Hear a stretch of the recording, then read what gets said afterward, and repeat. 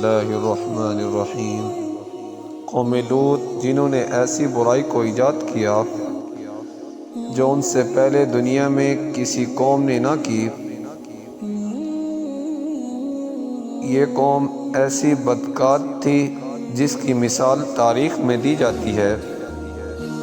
اس قوم نے ایسا کام کیا تھا جو ان کا انجام ہوا۔ حضرت لوط علیہ السلام اللہ کے نبی تھے۔ آپ کے والد کا نام حران تھا جو تابش کے بیٹے تھے۔ آپ کی پیدائش عراق کے قدیم شہر ار میں ہوئی تھی۔ اس شہر میں حضرت ابراہیم علیہ السلام کا مسکن تھا۔ دراصل لوط علیہ السلام کے والد حران حضرت ابراہیم کے سگے بھائی تھے، یعنی کہ حضرت لوط علیہ السلام کے والد حضرت ابراہیم کے بھتیجے تھے۔ چونکہ حضرت لوط علیہ السلام کے والد ان کے بچپن میں ہی انتقال کر گئے تھے، لہٰذا حضرت لوط کو حضرت ابراہیم علیہ السلام نے بیٹا بنا کر پالا تھا۔ آپ حضرت ابراہیم علیہ السلام پر سب سے پہلے ایمان لانے والوں میں شامل ہیں۔ آپ حضرت ابراہیم علیہ السلام کے زمانے میں اہل سدوم کی رہنمائی کے لیے نبوت کے منصب پر فیض ہوئے۔ حضرت لوط علیہ السلام کے بہت سارے معجزات ہیں۔ آپ جس وقت بارش کے لیے دعا کرتے تھے تو آسمان بادلوں سے بھر جاتا اور خوب بارش ہوتی۔ حضرت لوط علیہ السلام جس پتھر پر سر رکھ کر سوتے تھے تو اس پتھر پر آپ کے سر مبارک کا نشان بن جاتا۔ سدوم وہ علاقہ تھا جہاں لوط علیہ السلام مبعوث تھے۔ سدوم کے آس پاس 5 نہایت ہی خوبصورت شہر آباد تھے، جن میں سے ہر ایک کی آبادی 1 لاکھ سے زیادہ تھی۔ یہ علاقے نہایت سرسبز شاداب تھے اور باغات کی کثرت تھی۔ لہلہاتی کھیتیاں تھیں اور ضرورت سے زیادہ تھی۔ شام اور اسرائیل کے درمیان وابستہ تھی۔ یہ علاقہ نہایت ہی زرخیزہ تھا۔ وہاں طرح طرح کے اناج، پھل، میوے موجود تھے۔ یہی وجہ تھی کہ آس پاس کی بستیوں کے لوگ اپنی معاشی اور غذائی ضروریات کے لیے اس بستی کی طرف آتے تھے، مگر یہ بات اہل سدوم کے لوگوں کو بالکل بھی پسند نہ تھی۔ ان کے خیال میں ان کی بستیوں میں پیدا ہونے والے پھلوں، اناج، سبزیوں پر صرف ان کا ہی حق ہے۔ وہ نہیں چاہتے تھے کہ دوسرے بستیوں کے لوگ ان کے علاقوں میں آئیں اور ان کے دن سدوم کے لوگ اس بات پر غور و فکر کرتے تھے کہ باہر سے آنے والے لوگ کو یہاں سے آنے سے آخر کیسے روکا جائے۔ ایک بزرگ کی شکل میں ابلیس ان کی محفل میں آیا اور کہا، تم ان سے پچھواڑا چھڑوا سکتے ہو، میرے کہنے پر عمل کرو۔ اس اجنبی بزرگ کی بات لوگوں نے بہت توجہ سے سنی۔ ابلیس نے کہا، باقی بات میں آپ کو کل بتاؤں گا۔ دوسرے دن ابلیس ایک خوبصورت جوان لڑکے کی بھیس میں آیا اور انہیں اپنی عورتوں کی بجائے مردوں کے ساتھ فعل بد کرنے کا سکھایا۔ ابلیس نے کہا، اگر تم ان بستیوں کے لوگوں سے یہی کام کرو گے جو تمہاری بستی میں آئے اور ان کے ساتھ ایسے زیادتی کرو گے تو وہ خود ہی آپ سے جان چھڑوا کر بھاگ جائیں گے، اور اپنی نفسانی خواہشات کے لیے مردوں سے بد فعلی اور اس قوم کو دستور بن گیا تھا۔ یہاں بے حیائی عام ہو گئی تھی۔ حکمران، سردار، ہر طبقے میں گھر گھر یہ عمل پھیل گیا تھا۔ بھری محفل میں یہ لوگ اس فحاشی کے اس کام کو کر کے خوش ہوتے تھے۔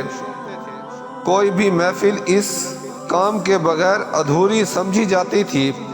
خاص کر مسافروں میں سے کوئی خوبصورت لڑکا ہوتا تو یہ لوگ اسے اپنا شکار بنا لیتے تھے۔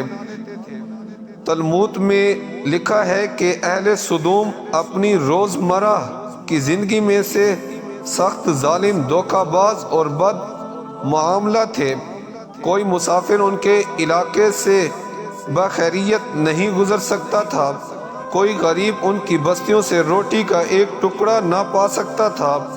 کئی مرتبہ ایسا ہوا تھا کہ باہر کا آدمی ان کے علاقے میں پہنچ کر فاقوں سے مر جاتا تھا۔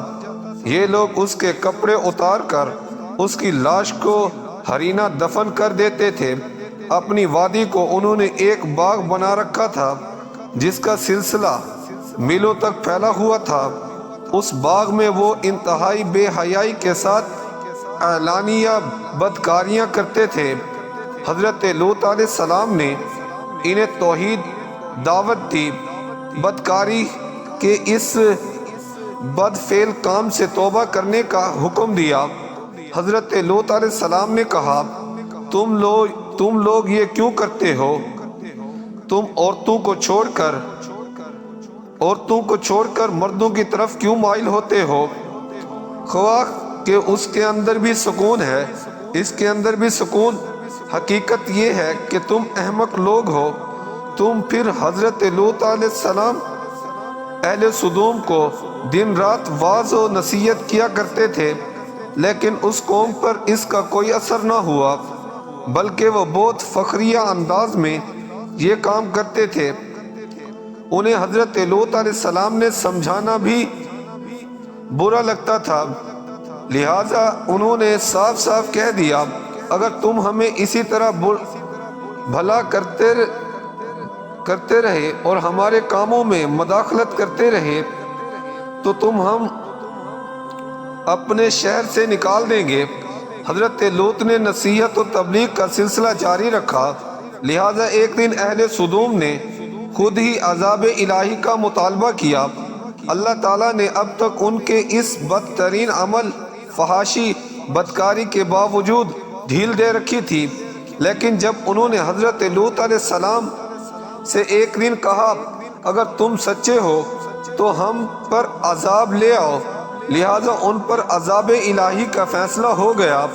اللہ تعالیٰ نے اپنے خاص فرشتوں کو دنیا کی طرف روانہ کر دیا۔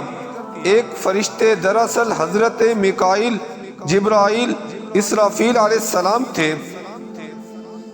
پھر یہ فرشتے حضرت لوط علیہ السلام کے گھر تشریف لائے۔ حضرت لوط جب ان خوبصورت نوعمر لڑکوں کو دیکھا تو سخت گھبرا گئے اور پریشانی میں مبتلا ہو گئے۔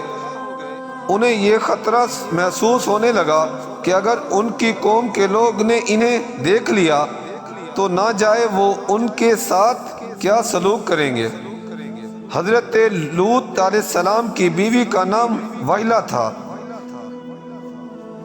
اس نے آپ پر ایمان نہیں لایا تھا اور وہ دراصل منافقہ تھی، وہ کافروں کے ساتھ تھی، لہٰذا اس نے جا کر اہل سدوم کو یہ خبر دے دی کہ لوط کے گھر میں 2 نوجوان لڑکے مہمان ٹھہرے ہوئے ہیں۔ یہ سن کر بستی والے دوڑ پڑے، حضرت لوط علیہ السلام کے گھر پہنچے۔ حضرت لوط نے کہا، یہ جو میری قوم کی لڑکیاں ہیں یہ تمہارے لیے جائز ہیں اور پاک ہیں۔ اللہ تعالیٰ سے ڈرو، مجھے میرے مہمانوں کے سامنے رسوا نہ کرو۔ کیا تم میں سے کوئی بھی شائستہ آدمی نہیں؟ مکمل